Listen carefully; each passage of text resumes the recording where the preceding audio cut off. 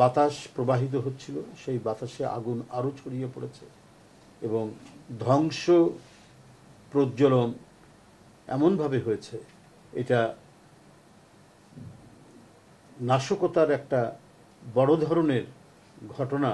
এটা মানুষের মনে সন্দেহ দেখা দিয়েছে এবং মানুষ এটাকে একটা নাশকতার অংশ বলেই মনে করছে যে পরপর এই ঘটনা কিনা।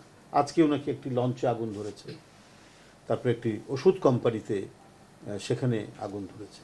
এর মধ্যে গত পরশুদিন চট্টগ্রামে সেখানে আগুন ধরল একটি বড় মানে প্রতিষ্ঠানে।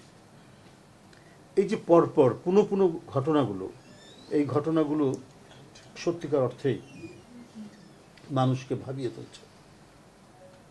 আমরা স্বাধীনতার পরে, স্বাধীনতা যুদ্ধের পরে যখন দেশ স্বাধীন হলো, তখন আমাদের গড়ে ওঠা যে জুট মিলগুলো ছিল, যেটা ছিল মানে এই তৎকালীন পূর্ব পাকিস্তান এবং আমাদের বাংলাদেশি যে জাতিসত্তা, এই জাতিসত্তার একটা অহংকার ছিল আমাদের সোনালী আঁশ পাট, এবং এই পাটকে কেন্দ্র করে, আমাদের এই কাঁচামালকে কেন্দ্র করে এত জুট মিল গড়ে উঠেছিল, যেটা ছিল আমাদের অহংকার, আমাদের গর্ব। সেটা একের পর এক আগুন লাগিয়ে ধ্বংস করে দেওয়া হলো। জুট মিল এবং জুটের যে এক্সপোর্ট, এটা চলে গেল অন্য একটি দেশে, অথচ পৃথিবীর সবচাইতে উৎকৃষ্ট পাট হতো এই বাংলাদেশে, এবং এটাকে কেন্দ্র করেই গড়ে ওঠা জুট মিলগুলো আমাদের ধ্বংস হয়ে গেল এবং এটা চলে গেল আরেক জায়গায়। তো এগুলো সব কিছু মিলিয়েই আজকে জনমনে বড় ধরনের সংশয় সন্দেহ দেখা দিচ্ছে যে কোনো পরিকল্পিত বিষয় আছে কিনা।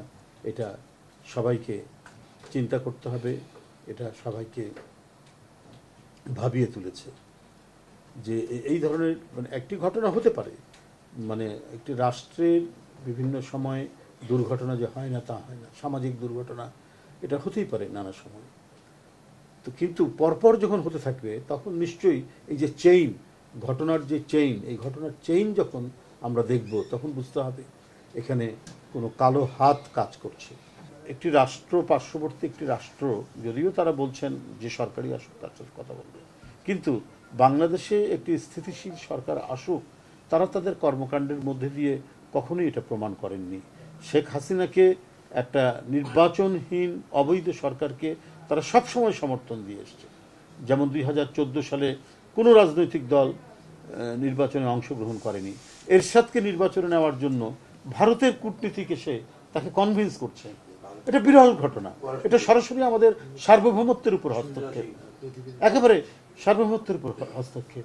এখানকার মানুষের ইচ্ছা, এখানকার মানুষের আকাঙ্ক্ষা, সেই আকাঙ্ক্ষাকে ধারণ না করে, আপনি ধারণ করলেন না সেটা না হোক, কিন্তু অন্য দেশের ইন্টারনাল বিষয় নিয়ে এসে মানে কথা বলা, কনভিন্স করা, হাসিনার যে পাতানো নির্বাচন একেবারে তার সেট করা, সুসজ্জিত নির্বাচনে পাঠানো, এই যে ঘটনাগুলো, এই ঘটনাগুলোর কারণেই এক ধরনের মানুষের মধ্যে শঙ্কা রয়েছে যে আর সকল মানে অধিকাংশই মানে পতিত স্বৈরাচার বা ফ্যাসিস্টরা সব ওই দেশে আশ্রয় পেয়েছে।